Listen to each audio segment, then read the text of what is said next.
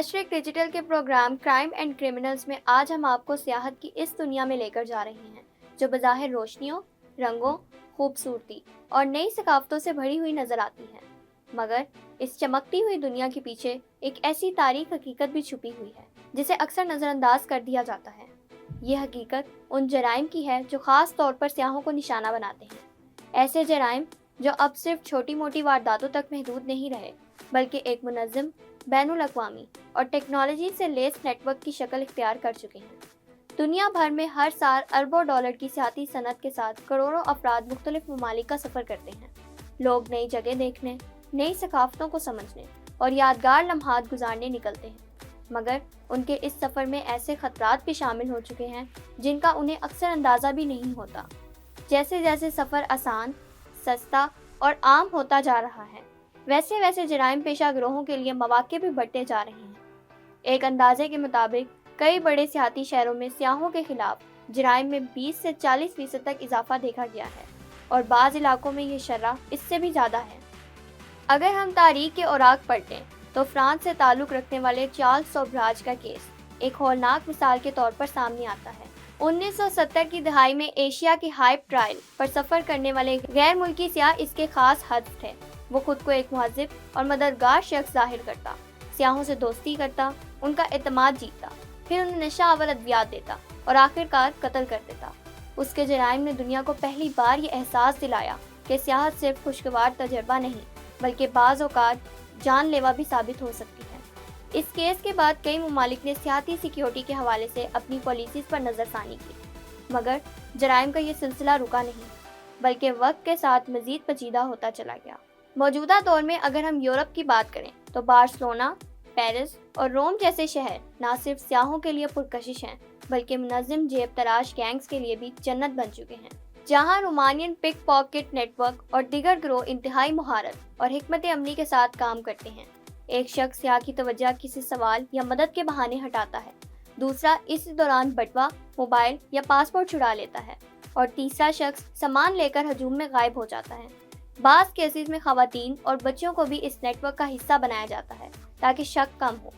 ان کی کارروائیاں اتنی تیز، مربوط اور پیشہ ورانہ ہوتی ہیں کہ متاثرہ شخص کو اکثر گھنٹوں بعد احساس ہوتا ہے کہ وہ لٹ چکا ہے۔ لیکن سیاحتی جرائم صرف جیب تراشی یا چوری تک محدود نہیں رہے۔ جدید دور میں جرائم نے ایک نئی شکل اختیار کر لی ہے، ڈیجیٹل، نفسیاتی اور انتہائی خطرناک۔ اس کی ایک واضح مثال میڈلین میں سامنے آئی، جہاں ڈیٹنگ ایپ رابری گینگز نے غیر ملکی سیاحوں کو نشانہ بنانا شروع کیا۔ یہ گروہ سوشل میڈیا اور ڈیٹنگ ایپس کے ذریعے سیاحوں سے رابطہ کرتے، اعتماد قائم کرتے اور پھر ملاقات طے کرتے۔ ملاقات کے دوران مشروبات میں نشہ آور دوا ملا دی جاتی، جس کے بعد سیاح بے ہوش ہو جاتے۔ اس کے بعد نہ صرف ان کا نقدی اور قیمتی سامان لوٹا جاتا بلکہ ان کے بینک اکاؤنٹس، کریڈٹ کارڈز اور ڈیجیٹل والیٹس تک خالی کر دیے جاتے۔ بعض کیسز میں متاثرہ افراد کو شدید جسمانی نقصان پہنچایا گیا اور کچھ واقعات میں اموات بھی رپورٹ ہوئی، جس نے اس جرم کو مزید خوفناک بنا دیا۔ اسی طرح میکسیکو میں کڈنیپنگ گینگز کارٹل بھی سیاحوں کے لیے ایک بڑا خطرہ بن چکے ہیں۔ یہاں ایکسپریس کڈنیپنگ ایک عام جرم ہے جس میں سیاح کو چند گھنٹوں کے لیے اغوا کر کے ATM سے رقم نکلوائی جاتی ہے اور پھر چھوڑ دیا جاتا ہے، مگر کچھ کیسز میں صورتحال زیادہ سنگین ہو جاتی ہے، جہاں مزاحمت یا تاخیر کی صورت میں تشدد اور حتیٰ کہ قتل بھی ہو جاتا ہے۔ یہ گروہ جدید اسلحے سے لیس ہوتے ہیں اور بعض اوقات مقامی پولیس یا نیٹ ورکس کے ساتھ روابط کے باعث ان کا سراغ لگانا مزید مشکل ہو جاتا ہے۔ دنیا کے مشہور سیاحتی مراکز جیسے بینکاک، دبئی اور لیبیزا میں ڈرنک اسپیکنگ گینگ ایک اور خطرناک رجحان کے طور پر سامنے آئے ہیں۔ نائٹ کلبز، بارز اور پارٹی ایریاز میں سیاحوں کے مشروبات میں نشہ آور اشیاء ملا دی جاتی ہیں، جس کے بعد وہ بے ہوش یا نیم بے ہوش ہو جاتے ہیں۔ اس حالت میں ان کا سامان لوٹ لیا جاتا ہے، اور بعض کیسز میں جسمانی حملے یا جنسی زیادتی جیسے سنگین جرائم بھی رپورٹ ہوئے ہیں۔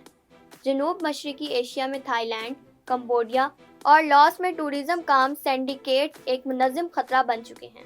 یہ گروہ جعلی ہوٹل بکنگ، فرضی ٹور پیکیجز اور دھوکہ دہی پر مبنی ٹیکسی سروسز کے ذریعے سیاحوں کو نشانہ بناتے ہیں۔ گولڈن ٹرائی اینگل گینگز جیسے نیٹ ورک نہ صرف آن لائن فراڈ کرتے ہیں بلکہ زمینی سطح پر بھی سیاحوں کو جال میں پھنسانے کے لیے مختلف ہتھکنڈے استعمال کرتے ہیں، جیسے جعلی پولیس اہلکار، جعلی گائیڈز یا currency exchange schemes. Online دنیا میں بھی خطرات تیزی سے بڑھ رہے ہیں۔ جعلی travel website, fake hotel listing اور سوشل میڈیا اشتہارات کے ذریعے سیاحوں کو بڑی مہارت سے دھوکہ دیا جا رہا ہے۔ بعض اوقات سیاح اپنی زندگی بھر کی جمع پونجی ایک جعلی بکنگ پر خرچ کر دیتے ہیں اور منزل پر پہنچ کر انہیں معلوم ہوتا ہے کہ ایسا کوئی ہوٹل، اپارٹمنٹ یا سروس سرے سے ہی موجود نہیں۔ اس کے علاوہ وائی فائی ہیکنگ کے ذریعے بھی سیاحوں کے ڈیٹا تک رسائی حاصل کی جاتی ہے، خاص طور پر ایئرپورٹس، کیفے اور ہوٹل لابیز میں۔ ان تمام جرائم کے پیچھے کئی بنیادی وجوہات کار فرما ہیں۔ سب سے اہم وجہ سیاحوں کی لا علمی ہے۔ وہ نئے ماحول، زبان، قوانین اور مقامی حالات سے ناواقف ہوتے ہیں۔ اس کے علاوہ غربت، بے روزگاری اور بعض ممالک میں کمزور قانون نافذ کرنے والے ادارے بھی ایسے جرائم کو فروغ دیتے ہیں۔ جدید ٹیکنالوجی نے جہاں دنیا کو قریب کر دیا ہے، وہیں مجرموں کے لیے بھی نئے راستے کھول دیے ہیں۔ جہاں وہ سوشل میڈیا، ڈیٹنگ ایپس اور ڈیجیٹل پلیٹ فارمز کے ذریعے آسانی سے اپنے شکار تک پہنچ سکتے ہیں۔ جہاں عالمی سطح پر اقدامات کا تعلق ہے، تو انٹرپول اور اقوام متحدہ جیسے ادارے اس مسئلے پر مسلسل کام کر رہے ہیں۔ مختلف ممالک نے سیاحتی علاقوں میں سیکیورٹی سخت کی ہے، سی سی ٹی وی کیمروں کی تعداد بڑھائی ہے، خصوصی ٹورسٹ پولیس یونٹس قائم کیے ہیں اور عوامی آگاہی مہمات شروع کی ہیں۔ کچھ بین الاقوامی آپریشنز کے ذریعے سینکڑوں افراد کو ان جرائم پیشہ نیٹ ورک سے آزاد بھی کروایا گیا ہے اور کئی بڑے گروہوں کو بے نقاب کیا گیا ہے۔ لیکن حقیقت اس سے کئی زیادہ پیچیدہ ہے۔ بہت سے کیسز رپورٹ ہی نہیں ہوتے۔ سیاح اکثر وقت کی کمی، قانونی پیچیدگیوں، زبان کی رکاوٹ یا خوف کی وجہ سے شکایت درج نہیں کرواتے۔ بعض ممالک اپنی سیاحت کی ساکھ بچانے کے لیے بھی ایسے واقعات کو زیادہ نمایاں نہیں کرتے۔ یہی وجہ ہے کہ اصل اعداد و شمار اکثر سامنے آنے والی رپورٹ سے کہیں زیادہ ہوتے ہیں اور اصل خطرہ بھی کہیں زیادہ گہرا ہوتا ہے۔ آج سیاحت صرف ایک خوشگوار سفر نہیں رہی، ایک ایسا تجربہ بن چکی ہے جس میں خوبصورتی کے ساتھ خطرہ بھی شامل ہے۔ ایک لمحے کی لاپرواہی، ایک غلط فیصلہ یا ایک انجانی ملاقات انسان کو ایک ایسے جال میں پھنسا سکتی ہے جہاں سے نکلنا مشکل ہو جاتا ہے۔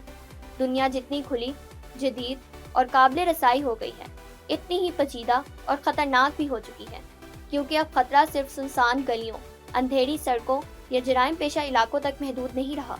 وہ ایک مسکراتے چہرے، ایک دوستانہ دعوت، ایک دلکش پیشکش یا ایک سادہ سی آن لائن بکنگ کے پیچھے بھی چھپا ہو سکتا ہے، اور جب حقیقت سامنے آتی ہے تو بعض اوقات بہت دیر ہو چکی ہے۔